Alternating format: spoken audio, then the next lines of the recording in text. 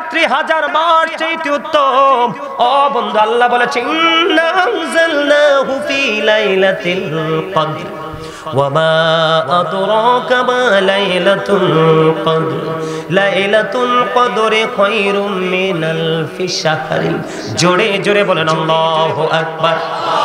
আল্লাহ নিজেই বন্ধু ওয়াজ করতেছেন, জিবরাইল আলাইহিস সালাম সহ অসংখ্য ফেরেশতা সেদিন লাইলাতুল কদরের রজনীতে আল্লাহ রাব্বুল আলামিন পৃথিবীতে পাঠায়। সুবহানাল্লাহ বলেন না? আরো জোরে বলেন না সুবহানাল্লাহ।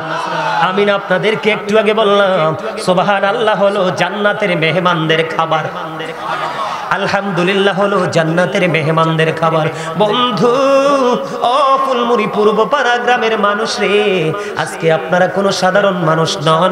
যদি আপনারা দেখেন এই জমিনের মধ্যে বসে আছেন, সামিয়ানার নিচে বসে আছেন, আজকের চারপাশে রহমতের ফেরেশতারা বেষ্টনী দিচ্ছে, আপনারা আল্লাহর জান্নাতের বাগানের মেহমান হিসাবে বিবেচিত হয়েছে। এই জন্য বলছি একটু প্রেম নিয়ে কাজ করতে হবে। দুনিয়ার চিন্তা কিছু সময়ের জন্য বন্ধ বলে যাবে। আজকের এই রাত্রে মাহফিল হবে, আগামী বছর আবার কে জানি চলে যাবে, আবার কে জানি বেঁচে থাকবে, আবার কার জানি আজকের মাহফিল জীবনের শেষ মাহফিল। বন্ধু, মাহফিলে যখন যাবা মনে করবা আমার জীবনের শেষ মাহফিল, নামাজে যখন দাঁড়াবা মনে করবা না আমার জীবনের শেষ নামাজ, তাহলেই জীবনের মধ্যে আসবে নিয়ামত। বন্ধুরি আমার, অসংখ্য ফেরেশতা পাঠিয়ে দিলেন, অসংখ্য ফেরেশতা পাঠিয়ে দিবেন। ও বন্ধু, ফেরেশতা পাঠিয়ে দিবেন, সারা রাত ফেরেশতারা বিচরণ করবে ঘুরে ঘুরে। যারা আল্লাহর গোলামিতে ওই রাত্রিতে নিয়োজিত থাকবে, ফেরেশতারা তাদের সাথে মুসাফা করবে। সুবহানাল্লাহ বলেন না? কি করবে? মুসাফা করবে। বলে হুজুর, ফেরেশতারা যে মুসাফা করবে কেমন করে বুঝবা গো? এটা বোঝার কারণ হলো বন্ধু, হাদিস শরীফের মধ্যে এসেছে ফেরেশতারা যখন মুসাফা করবে তখন ওই মুমিনের অন্তরটা নরম হয়ে যাবে, অটোমেটিক্যালি তার দু চোখ দিয়ে পানি বের হতে থাকবে। সকল ফেরেশতারা রাত্রি যখন শেষ হয়ে যাবে, শেষের দিকে সকল ফেরেশতারা বন্ধু একত্রিত হবে। জিবরাইল আলাইহিস সালামকে যে প্রশ্ন করবে, জিবরাইল আল্লাহ রাব্বুল আলামিন আল্লাহর বান্দাদেরকে নিয়ে আজকে কি চিন্তা করেছে, কি মন্তব্য করেছে? এবার ফেরেশতা জিবরাইল আলাইহিস সালাম উত্তর জানিয়ে দেবে, আল্লাহ রাব্বুল আলামিন আল্লাহর এই প্রিয় বান্দাদের দিকে আজকে 70 বার রহমতের নজরে তাকাইছে। বলে না সুবহানাল্লাহ। আমি ছোট্ট করে সংক্ষিপ্ত করে বলেছি বন্ধু, ছোট্ট করে। জীবনের গুনাহগুলি তোমার ঝরে যাবে রে। ও বন্ধু, তোমার জীবনের গুনাহগুলি ঝরে ধুয়ে মুছে পরিষ্কার হয়ে যাবে। একদিকে রমজান মাস, আর একদিকে মাঝখানে এখন বলে হুজুর কদরটা কবে? আমরা সবাই জানি 26 তারিখ দিবাগত রাত্রে, তার মানে 27 তারিখ। কথা কন না কেন? কেন জানেননি 27 তারিখ কেন হয়েছে? লাইলাতুল কদর শব্দটার মধ্যে 9টা হরফ। কয়টা হরফ? 9টি হরফ। আল্লাহ রাব্বুল আলামিন এই লাইলাতুল কদর শব্দটা 3 বার ইউজ করেছে। 3 নং কত হয়? 3 নং 27 হয়। রাসূল বলেছেন 21 তারিখে, 23 তারিখে, 25 তারিখে, 27 তারিখে, 29 তারিখে তোমরা তালাশ করো। কিন্তু আমাদের গবেষণা করেছে যারা ইনস্টিটিউট, যারা গবেষণা করেছে পূর্বসূরি আইম্মায়ে কেরাম, তারা গবেষণা করে ঐক্যবদ্ধ হয়েছে যে 27 তারিখে লাইলাতুল কদর হবে। কারণ লাইলাতুল কদর শব্দটার মধ্যে 9টি হরফ আছে। আল্লাহ রাব্বুল আলামিন এই শব্দটা 3 বার ইউজ করেছে। 3 নং কত হয়? এই জন্য আমাদের জন্য লাইলাতুল কদর 27 তারিখে, তার মানে 26 তারিখ দিবাগত রাত্রে। সুবহানাল্লাহ। আরো জোরে বলেন না সুবহানাল্লাহ। আপনাদের কাছে ভালো লাগেনি? আরো জোরে কন না। ভালো লাগেনি? যদি ভালো লাগে বন্ধু হৃদয় উজাড় করে শোনেন। আমি সারা রাত আলোচনা করব না, আপনাদেরকে বিরক্ত করব না, কারণ বিরক্ত করে আলোচনা করার মতো কোনো সিস্টেম কোরআন হাদিসে নাই। কিরে ভাই পিছু গেছো কিলে? ও আচ্ছা, তুমি হেলাম দিয়ে কেন গো ভাই? কেউ দেখতো না। আলহামদুলিল্লাহ গো। আরো জোরে। এবার আসেন, রমজানের মধ্যে আসেনি তারাবি। কথা কয় না। 20 না 8? আরো জোরে কোন। 20-এর পক্ষে কে কে আছেন? সোজা করি হাত তোলেন। সোজা করি হাত, দুইটা তুলতে হইব কিন্তু। হাত নামান না। হাতটা কেনে উঠাইতে কইছি আপনারা তো বুঝেন নাই। এখন কিন্তু কিছু চটি মৌলবি বের হইছে আমাদের দেশে। কি নাপিতের কাজ কি? কথা কয় না, ছোট করা। এই আমার স্বাস্থ্য ভাইটি দারুণ কথা কইছে রে। নাপিতের কাজ কি? কাটা, ছোট করা, ছোট ছোট ছোট, একেবারে ছোট, পরে ধরাও যায়। এখন আমাদের দেশে কিছু চটি মৌলবী বেরোয়েছে, চটি বই পড়ে বক্তা। বুঝেন না আপনারা? চটি মানে ধরেন না ওই 2, 3, 4, 5, 10 পৃষ্ঠার একটা বই একজনে লেখলো মন গড়া কথা, এগুলো পরে পরে সে বক্তা হয়ে গেল। বন্ধু, সকল সাহাবায়ে কেরাম ঐক্যমত হয়েছে তারাবি নামাজ 20 রাকাত। তো সাহাবায়ে কেরাম কি নবী ছাড়া সিদ্ধান্ত নিছেন? কথা কন না কেন? আরো জোরে। আমার নবীজি, নবীজির প্রিয় সাহাবী। আজকেও বন্ধু কিতাব দেখেছি, আমি সেই বিতর্কের দিকে যাই না, আমি শুধু আপনাদেরকে বলবো আমরা তারাবি 20 রাকাত পড়ব। যদি দাঁড়াইয়া দাঁড়াইয়া বলে হুজুর আমি অসুস্থ, 12 রাকাত পড়ার পরে ক্লান্তি চলে আসলো, আমি আজকে বলে দিলাম বসে বসে 8 রাকাত পড়ে নেবেন, তারপরেও তারাবি নামাজ ছাঁটাই করা যাবে না। কোনো কাঠ মোল্লার কথা শোনা যাবে না। আমি আপনাদেরকে এক্সাম্পল দিই। চাচা আপনারা যারা আছেন, আমরা তখন ছোট ছিলাম, পিচ্ছি পিচ্ছি মনে আছে, আপনাদের জামানায় 5 গ্রাম খোঁজে একটা আলেম পাওয়া যাইতো না, কিন্তু রহমতে ভরপুর ছিল। আলেম ছিল না বেশি, রহমতের অভাব ছিল না, কমতি ছিল না। হুজুর কেন? তাদের সিনাই ছিল রাসূল প্রেম, কোরআন হাদিসের সঠিক গান ছিল, সঠিক প্রচার প্রসার ছিল, এই জন্য রহমতের কমতি ছিল না। যদি আলেম কম থাকছে, তারা যেদিক দিয়ে হেঁটে গেছে সেদিক বাগান হয়ে গেছে। কিন্তু এখন মৌলবী জাল মারলে জালেও আটবে না, কিন্তু খুঁজে দেখেন পিঞ্জরটা খালি। কথা কয় না? এই কারণে তারা ভুল ফতোয়া দিচ্ছে, সস্তা সস্তা কথা বলছে। আপনাদেরকে যদি বলে এই আমল নাই, ওই আমল নাই, আপনারা আমল আছে না নাই সেটা দরকার নেই, আপনি বলবেন কোন কিতাবে পাইছো এটা নাই, শুধু এইটা দেখাও। দেখবেন আপনার সীমানা ছেড়ে বন্ধু পালিয়ে যাবে। কথা কি বুঝে আসেনি আমার? তারাবি নামাজ 20 রাকাত। কয় রাকাত? আমি কিন্তু কদরের একটা বরকত আপনাদেরকে বলে দিলাম। এবার আসেন বন্ধু, রমজানের মধ্যে আছে একটা তারাবি, প্রতিদিন আমরা 20 রাকাত করে তারাবি পড়ব। বন্ধুরি আমার, বন্ধু আমার দিকে তাকান, হাদিস শরীফের মধ্যে এসেছে এই রমজান মাসের স্পেশাল দুটো নিয়ামত আপনার জন্য আল্লাহর কাছে সুপারিশ করবে। সুবহানাল্লাহ বলেন না? একটা হলো তারাবি, আরেকটা হলো বন্ধু কোরআন তেলাওয়াত। আমি রমজান মাসের ফজিলত বরকত বোঝানোর জন্য বন্ধু আমি আপনাদেরকে বলছি, আমার নবী, আপনার নবী, দু জাহানের বাদশা নবী, ইমামুল মুরসালিন, সরকারে মদিনা, যিনি নবীদের নবী, উনি জানিয়ে দিয়েছেন বন্ধু হাদিস শরীফের মাধ্যমে, আল্লাহর কাছে কাল হাসরের দিন যেই ব্যক্তি প্রাণ খুলে আল্লাহর সন্তুষ্টির জন্য রোজা রেখেছে, আল্লাহ রাব্বুল আলামিন ওই রোজাদারের পক্ষ হয়ে তারাবি নামাজ আল্লাহর কাছে দরখাস্ত করবে, মনিব মনিব, আমি তারাবি নামাজ, আমি রোজা, আমি তোমার দরবারে তোমার বান্দার জন্য আজকে সুপারিশ করলাম, আমি তোমার বান্দার জন্য সুপারিশ করলাম, আমার কারণে তোমার বান্দা সারাদিন উপোস ছিল এবং স্ত্রীর কাছে যাওয়া থেকে সে দূরে ছিল। যেই কাজগুলো থেকে বিরত থাকলে সে রোজাদার হিসাবে চিহ্নিত হবে, ওই সবগুলো কাজ থেকে সে আমি রোজার কারণে বন্ধু আল্লাহর কাছে দরখাস্ত করবে, বিরত ছিল গো, তুমি তার পক্ষে থেকে আজকে আমি রোজার সুপারিশ কবুল করো। জোরে কন্যা সুবহানাল্লাহ। আমাদের দেশে দেখবেন এখন বাংলাদেশে অন্য সময় হাফেজদের দাম কম থাকলেও বন্ধু এখন দেখবেন সূরা তারাবি অনেক মানুষই পড়তে চাইবে না। কথা বলে না কেন? হাফেজ খুঁজতে থাকে, ঠিক কিনা বলেন? আকীদায় যদি একটু যদি গলত থাকে তারপরে এটাকে নাথিং বলে উড়াই দেয়। কেন জানেন? এটা তার কোরআনের প্রতি প্রেম। আমি যে একটু আগে বারবার তারাবি বলেছি বন্ধু, আমি তারাবির কথা এই জন্য বলেছি, তারাবি নামাজের মাধ্যমে আমরা কোরআন খতম করি। কথা কয় না। অন্য সময় তেলাওয়াত করিবা না করি, কিন্তু খতম তারাবি আমরা পড়ি। কোরআন আল্লাহর দরবারে কাল হাসরের ময়দানে সুপারিশ করবে, আল্লাহ গো তোমার এই বান্দা আমি কোরআনের কারণে রাত্রি জাগরণ ছিল, তারাবি পড়তে কিন্তু সময় লাগে। দেখেন রমজান মাসে প্রতিদিন অনেক নামাজ পড়তে হয়।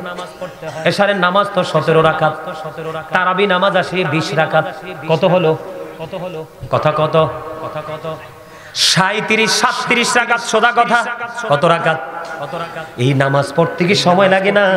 আপনি যেমন দুনিয়ার বুকে বন্ধু এই পরিশ্রমটা করবেন, এই পরিশ্রম আপনার কাজে লাগবে কাল হাসরের দিন। এই জন্য রমজান মাসটাকে আমাদেরকে আপন করে নিতে হবে।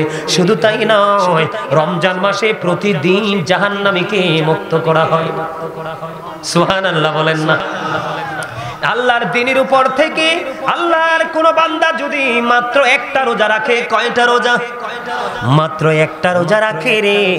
ও বন্ধু, হাদিস শরীফের মধ্যে এসেছে, আপনার আমার প্রাণের নবী জানিয়ে দিয়েছেন, একটা রোজা সঠিকভাবে রাখার কারণে আল্লাহ রাব্বুল আলামিন ওই বান্দাকে ভালোবাসিয়া জাহান্নাম থেকে 70 বছরের দূরে সরিয়ে দেয়।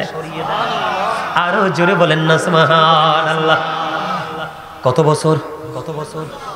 সোজা মনে করছেন নি? এখনকার মানুষ বাঁচেও তো না 70 বছর। বন্ধু বন্ধু, এখানে একান্ত নয়, যারা পরিপূর্ণভাবে তোমরা রোজা রাখবা, অন্যায় করবা না, অপরাধ করবা না, সুদ খাইবা না, ঘুষ খাইবা না, মানুষের বদনাম করবা না, মানুষকে বকা দিবা না, অন্যায় অপরাধ সব ধরনের নোংরামি থেকে যখন তুমি বেঁচে থাকবে, তাহলেই তুমি রোজাদার হবে। অন্যথায় রাসূল বলেছেন, তোমার রোজা দ্বারা শুধু সারাদিন উপবাসী হলো, অন্য কোনো বেনিফিট তুমি পাইলা না। তোমার তারাবি দ্বারা, তোমার কোরআন তেলাওয়াত দ্বারা তোমার শুধু রাত্রিটাই জাগরণ হলো, অন্য কোনো বেনিফিট তুমি পাবা না। কিন্তু যদি তুমি পরিপূর্ণ রোজাদার হয়ে যদি জীবনটা অতিবাহিত করতে পারো, তোমাদের জন্য আমাদের জন্য স্পেশাল নিয়ামত বন্ধু। আল্লাহ রাসূল জানিয়ে দিয়েছেন, আল্লাহ রাসূল জানিয়ে দিয়েছেন জান্নাতের একটা গেট, সেই গেটের নাম হলো বন্ধু রাইয়ান। আল্লাহ রাব্বুল আলামিন আমাদের জন্য রোজাদারের জন্য স্পেশাল ব্যবস্থা করে রাখলেন। আপনার আমার প্রাণের নবী বন্ধু জানিয়ে দিয়েছে, রাইয়ান নামক জান্নাতের গেটটা কাল হাসরের দিন ওপেন করে দেয়া হবে রে, শুধুমাত্র পরিপূর্ণ রোজাদাররা প্রবেশ করার জন্য। সমস্ত রোজাদার আল্লাহর গোলাম যারা আল্লাহর দিদারের আশায় রোজা রেখেছে, তারাবি পড়েছে, সকল নোংরামি থেকে দূরে থেকে তারা রোজাকে রোজা হিসাবে চিহ্নিত করতে পেরেছে, ওই ব্যক্তিদের জন্য রাইয়ান নামক জান্নাতের গেটটা ওপেন করা হবে। সব যখন বন্ধু ঢোকা শেষ হয়ে যাবে, ব্লক করে দেওয়া হবে। জোরে জোরে বলেন না সুবহানাল্লাহ, আরো জোরে বলেন না সুবহানাল্লাহ। আপনি যদি রমজান মাসে ছোট্ট একটা সাধারণ আমল করেন, ছোট্ট একটা সাধারণ আমল করেন রমজান মাসে, শুধু রমজানের ফজিলতের কারণে ছোট্ট যদি একটা আমল করেন বন্ধু, তাহলে আপনার আমল নামায় অন্য সময় ফরজ আমল করতেন, এই ফরজের সমান সওয়াব দেওয়া হবে। জোরে জোরে বলেন না সুবহানাল্লাহ। আর রমজান মাসে যদি আপনি একটা ফরজ আমল করেন গো, তাহলে আপনার আমল নামায় দেওয়া হবে 70টা ফরজের সওয়াব। জোরে জোরে সুবহানাল্লাহ। অন্য হাদিস শরীফের মধ্যে এসেছে, আপনার আমার প্রাণের নবী তিনি জানিয়ে দিয়েছেন, বন্ধু আপনার আমার জন্য কত বড় নিয়ামত।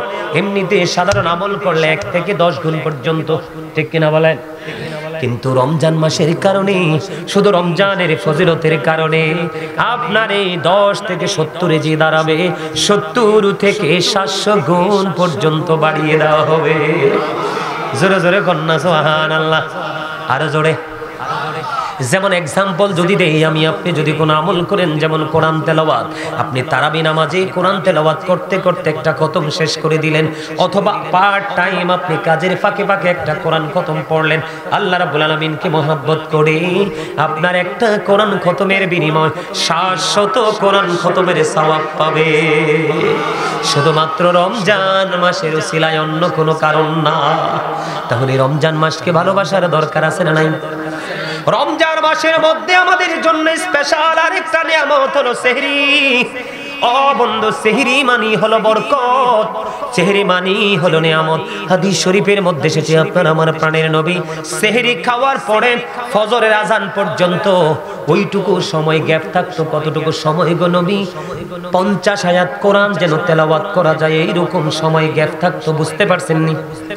মানে সেহরি খাওয়ার পরে ফজরের আজান দিবি তো, কথা কয় না, ফজরের আজান দিলে তো কিছু খাওয়া যাবে না, পানি কি খাওয়া যাবে? খাইলে কি রোজা হবে? ফজরের আজানের পরে বন্ধু কি করা যাবে না, খাওয়া যাবে না। রাসূল হাদিস শরীফের মধ্যে এসেছে রাসূল যখন সেহরি খেতেন, সেহরি খাইয়া বন্ধু ফজর পর্যন্ত অতটুকু সময় গ্যাপ থাকতো। এই গ্যাপটার মধ্যে কম পক্ষে 50 আয়াত কোরআন তেলাওয়াত করা যাইত। এমন একটা গ্যাপ রেখে রাসূল সেহরি খাইতো। কিন্তু বন্ধু, সেহরিটা কোনো সুদের টাকা দিয়ে খাইও না, অন্যের চুরি করা টাকা দিয়ে খাইও না, হারাম টাকা দিয়ে খাইও না, কারণ হারাম আল্লাহর দরবারে কখনো কবুল হয় না। এখন আমাদের গ্রামে গঞ্জে পাড়ায় পাড়ায় মহল্লায় মহল্লায় নারী পুরুষ সমন্বয় করে সুদ খায়। মরণ হইছে গরিবের, কথা কয় না? মরণ কার? গরিব মানুষের। গরিব বাঁচবে কেমন করে? তোমরা সবাই যদি সুদ খাও, গরিবও বাঁচবে না, তোমরাও বাঁচবা না। গরিব রে মারবা দুনিয়ায়, তোমরা মরবা পরকালে। কথা কয় না কেন? কিন্তু তোমাদের মরণ চিরস্থায়ী মরণ হবে রে বন্ধু। তুমি সত্য খাইলা না, ওই দুস্থ মানুষগুলোর রক্ত তুমি চষে নিলা। তোমার দুয়ারে কানলো বাইরে বাচ্চাটা অসুস্থ, 500 টাকা দে, 1000 টাকা দে, একটু ডাক্তারের কাছে নিয়ে যাব। তোমার মনটা নরম হলো না যখন তুমি সোদের কন্ডিশনে আসলা। এবার তুমি 1 লক্ষ দিতে প্রস্তুত। এত পাথর কেমন করে হয় রে মানুষ? বন্ধু, 500 টাকা যদি কোনো মানুষ নিয়ে খায় কিছু আসে যায় না, 1000 যদি খায় কিছু আসে যায় না, কারণ এই টাকা তো তুমি উপার্জন করনি, দিয়েছে মালিক। তুমি যদি কাউকে খুশি মনে থাকে দিয়ে দিলে, অসুস্থ মানুষের সেবা হয়ে গেল। বন্ধু, এইটা তুমি যেন জান্নাত কিনে নিলা। কথা বুঝেন নাই? আমি একটার মধ্যে আরেকটা ঢুকাই, কিছু মনে করবেন না, একটু বলে দেই। আল্লাহ রাসূল বলেছে হাদিস শরীফের মধ্যে এসেছে, কোন মানুষ যখন কোন অসুস্থ রোগীর সেবা করতে যায়, সেবা কিন্তু বন্ধু টাকা দিয়েও হয়, কথা কয় না। আবার মাথা তার কাছে বসে মাথায় হাত বুলি দিয়েও হয়, হাত পা মেসেজ করে দিয়েও হয়, হয় কি হয় না? আবার অনেক সময় আল্লাহ রাসূল বলেছেন, তুমি তোমার প্রিয় মানুষ, আপন মানুষ যখন অসুস্থ হবে, তুমি যখন তোমার প্রিয় মানুষটার কাছে যাইবা, তার মাথায় যখন হাত বুলিয়ে দিবা, মাথার কাছে বসে যখন মিষ্টি মিষ্টি আলাপ করবা, দেখবা তার অসুখ এমনি ভালো হয়ে গেছে। কারণ ভালোবাসার মানুষ দেখলেই মানুষ ভালো হয়ে যায়। এটা হলো বন্ধু অসুস্থ মানুষের ক্ষেত্রে আপনার একটা সহানুভূতি। বলে হুজুর, এই সহানুভূতি তো আমার জন্য যথাযথ নয়। আল্লাহ রাসূল বলেছে আর একটা মজার হাদিস বন্ধু, নবীজি বলেছে, তুমি যখন কোনো অসুস্থ মানুষকে দেখতে যাইবা, তুমি যখন দেখতে যাইবা, তখন তুমি যাওয়ার পরে কি করবা? তুমি তাকে দেখতে গেলা ধরুন সকালবেলা, ফিরে আসতে আসতে তোমার বিকেল হয়ে গেল। ওরে ফুলমুড়ি পূর্ব পাড়ার মানুষ, কেমন করে বুঝাইলে বুঝবা বন্ধু? নবীজি বলেছে, তুমি সকালে বের হয়েছো রোগী দেখতে, রোগীর সেবা করতে, তুমি বিকেল হয়ে গেল এখনো আসতে পারলা না। তুমি তো এই সকাল থেকে বিকেল পর্যন্ত তুমি যেন জান্নাতি ফল কুড়াইলা। তুমি রোগী তো দেখতে যাওনি, তুমি জান্নাতি ফল ব্যাগে ঢুকানোর জন্য গেছো রে। হাজারো বন্ধু, আরো মজার হাদিস আছে বন্ধু, আমার দিকে তাকান। এই জন্য বলি, আমাদের গ্রামগঞ্জ বন্ধু পুরো নিষ্ঠুর হয়ে গেছে। আল্লাহ রাব্বুল আলামিন যদি নিষ্ঠুর হয় রে, উপায় খুঁজে পাওয়া যাবে না, ঠিক কিনা? আল্লাহ রাসূল বলেছেন, আপনি সকালে গেলেন রোগী দেখতে, কখন? সকালে গেলেন, বিকেল হয়ে গেল, আপনি বিকেলে বন্ধু ফিরে আসলেন। এই ফিরে আসা পর্যন্ত আপনার জন্য 70,000 ফেরেশতা আল্লাহর কাছে মাগফিরাত কামনা করতে থাকে। আপনি বিকেলে গেলেন ফজর ভোর পর্যন্ত আরো 80 টাকার আরেক দল ফেরেশতা 70,000 ফেরেশতা আপনার জন্য মাগফিরাত কামনা করতে থাকলো। জোরে জোরে কন্যা সুবহানাল্লাহ। এত নিয়ামত তুমি বঞ্চিত হয়ে গেল শুধু পৃথিবীর এক গোলামির কারণে। এই জন্য বন্ধু আমি আপনাদেরকে বলে দেই, রমজান মাসে সুদের দিকে যুক্ত হবেন না। তারপরও বলি আপনি সারা মাস তো সুদ খাইছেন, রমজানে না হয় আপনি হুজুরের কথা শুনে সুদ থেকে বিরত থাকবেন, কিন্তু আপনি পবিত্র হতে পারবেন না। বলে হুজুর এটা কেন বললেন? আল্লাহ রাসূল বলেছেন লা তুকবালু সালাতুম বিগাইরি তুহুর ওয়ালা সাদাকাতুম মিন গুলুল। রাসূল বলেছেন পবিত্রতা ছাড়া কোনো আমল কবুল হয় না, হালাল টাকা ছাড়া কোনো আমলই আল্লাহর দরবারে কবুল হবে না, কোনো দান আল্লাহর দরবারে কবুল হবে না। মসজিদে দিবেন, মাদ্রাসায় দিবেন, রাস্তায় দিবেন, এতিম দিবেন, কোনো ফায়দা পাবেন না। কারণ আপনি অর্থ উপার্জন করেছেন আল্লাহ যে রাস্তা দেখিয়েছে সেই পথে না, অন্য ভিন্ন পথে। হাদিস শরীফের মধ্যে আসছে যে ব্যক্তি সুদ খাইলো সে যেন তার মাকে বিবাহ করলো। ওমান আউযুবিল্লাহ দি কয় না। সুদের মাধ্যমে যে ব্যক্তি 1 টাকা মাত্র উপার্জন করলো সেই যেন তার মায়ের সাথে 36 বার জিনা করলো। এত বড় জঘন্য অপরাধের মধ্য দিয়ে যারা চেহারি খাইবা গো তাদের কোনো উপায় থাকবে না। এখন তো স্মার্ট ভাষায় সুদ খায় কয় বেনিফিট, কথা কয় না, আবার কয় মুনাফা, আবার কয় ইন্টারেস্ট, কথা কয় না কেন? যিনি সুদ খায়, যিনি সুদ দেয়, যিনি সুদের টাকা কালেকশনে নিয়োজিত থাকে, এমনি করে করে সুদের সাথে যত সম্পৃক্ত সবার অপরাধ বন্ধু সমান এবং শাস্তিও সমান। এই জন্য সেহরি খাওয়া যাবে না সুদ ঘুষ হারাম টাকা দিয়ে, এবং ইফতারিও করা যাবে না হারাম টাকা দিয়ে। কারণ ইফতারির সময়টা হলো মুমিনের জন্য বড় নিয়ামতের সময়। সেহরির মধ্যে কিন্তু যথেষ্ট বরকত, আপনারা বরকতটা বিনষ্ট করবেন না, আমার অনুরোধ। কথাকে বুঝে আসছেন আপনাদের? এই বরকত নষ্ট করবেন না। ইফতারি এখন আমাদের দেশের মানুষ কিন্তু বন্ধু কষাই চাইতে খারাপ হয়ে গেছে।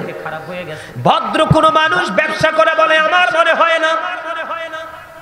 আপনারা আমার দিকে বকার আঙ্গুল তুলতে পারেন, নেগেটিভ আঙ্গুল তুলতে পারেন, বলে হুজুর কেন? যে কোনো সময় আসলেই বন্ধু জনগণকে জিম্মি করার জন্য সিন্ডিকেট করে, কথা কন না কেন? আহারে ব্যবসা।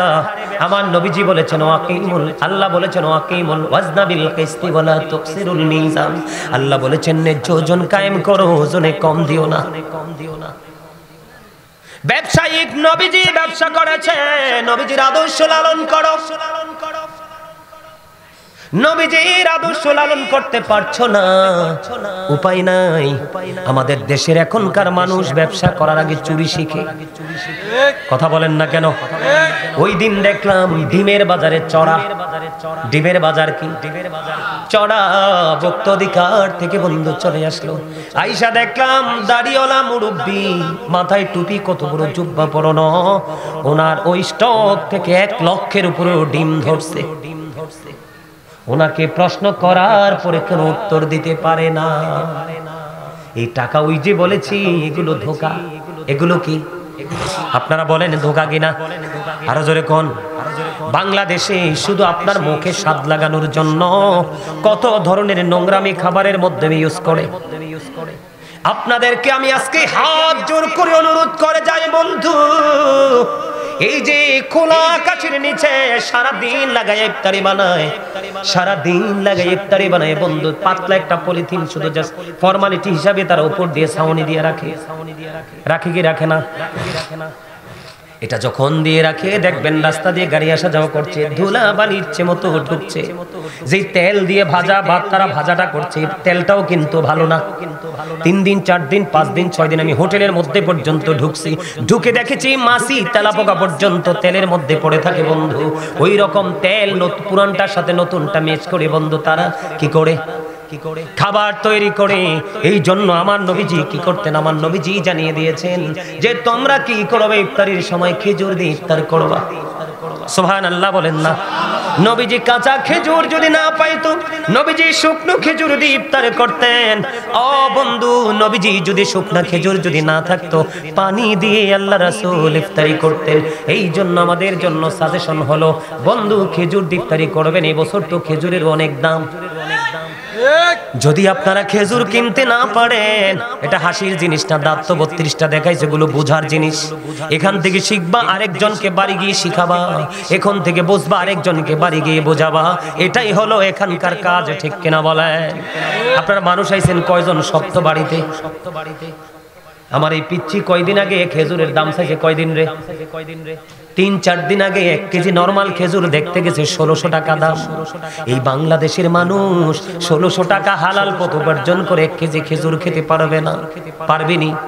নরমালের যেটা দুলাবালি যুক্ত একেবারে লোকাল, ওটা নাকি দেখতে গেছে 600 টাকা দিয়ে বন্ধু 1 কেজি কিনতে হয়। এই জন্য নবীজি বলেছে, কাঁচা খেজুর যদি পাও, কাঁচা খেজুর দিয়ে ইফতারি করবা, যদি না পাও শুকনো দিয়ে ইফতারি করবা। যদি দুটোর একটাও যদি জীবনে না জুটে, তাহলে পানি দিয়ে ইফতারি করবা। তারপরেও বর্তমানে বাংলাদেশের চোখে দেখে ভেজাল দিয়ে ইফতারি করো না। নবীর কথা মানবা, নবীর আদর্শকে লালন করবা, দুনিয়ায় সুখী হবা, পরকালে নবীজির প্রেমের ও প্রিয় বান্দা হিসাবে বিবেচিত হয়ে জান্নাতুল ফেরদাউসে যেতে পারবা। জোরে বলেন না ঠিক না ঠিক? কথা মানবেননি? ও বন্ধু, আপনারা দেখেন জুসের মধ্যে ভেজাল। আজকে দেখলাম একটা খবরের মধ্যে আসলো, চিংড়ি মাছের মধ্যে কেমিক্যাল ঢুকায় সিরিজ দিয়ে ওজনে ভারী করার জন্য। এগুলো আমাদের জন্য মরণ ফাঁদ ছাড়ার কিছুই না। তবে অন্য সময় তো কত ধরনের খাবার পানি খাওয়া যায়, রমজান মাসেই কিন্তু এত কিছু খাওয়া যায় না, সারাদিন উপবাস থাকতে হয়। এই জন্য খাবারটা একটু ঠিকঠাক মতে খাইবেন। কথা কি বুঝেন না? তো ঠিক কর না, একটু সুন্দর করে কর। হ্যাঁ, আমার চাচা কা ফরমালিন মুক্ত খাবার, আরো জোরে কি মুক্ত খাওয়া? চাচা ফরমালিন কিটা দেখছি না জীবনে, কিন্তু মোহ দিলে বুঝি এটা যে ফরমালিন। হ্যাঁ জানি কর না, আমরা অন্য সময় না বুঝলেও যখন বৈশাখ জ্যৈষ্ঠ মাস আসবে, আম কামড় দিয়ে দেখেন, এদিক দিয়ে মিডা, এদিক দিয়ে সুক্কার, এদিক দিয়ে দিলে স্যাং স্যাং দিয়ে কইল। হ্যাঁ জানিও। হ্যাঁ, আপনাদেরকে আমি একটা তথ্য দেই, কি মনে করবেন জানি না। আজকে মনে হয় কত বছর আমি জানি না বন্ধু, বাহিরের টোটাল কোনো খাবার আমি খাই না, ইভেন পানি পর্যন্ত স্পর্শ করি না। যেখানে যাই ঠান্ডা গরম পানি প্রয়োজন নিজে নিয়ে যাই, দেশের বাহিরে গেলেও সঙ্গে নিয়ে যাই। বন্ধু, এখনকার মানুষ শুধু খাবারের কারণে বেশি রোগা। দেখবেন ভাত এত খায় না, খাবার এত খায় না, যত বেশি খায় ঔষধ। এখানে আমাদেরও দোষ আছে, বলবো নি দোষটা কোথায়? একটু বলবো। এটা আমাদের জন্য কিন্তু শিক্ষা, ট্রেনিং বন্ধু। বর্তমানে যেই দেশকে আমরা বলি ইরান, এক সময়টার নাম ছিল পারস্য। কি ছিল? পারস্য থেকে পারস্যের বাদশা চিন্তা করে দেখলেন, নবীজি যখন পৃথিবীর বুকে কদমটা বাড়িয়ে দিল, পৃথিবীতে ওই দেশের মধ্যে কোনো অসুখ বিসুখ নাই, কি নাই? কোনো অসুস্থতা নাই। মন দিয়ে শোনো যুবক তোমরা, কোনো অসুস্থতা নাই। এবার ওই পারস্য থেকে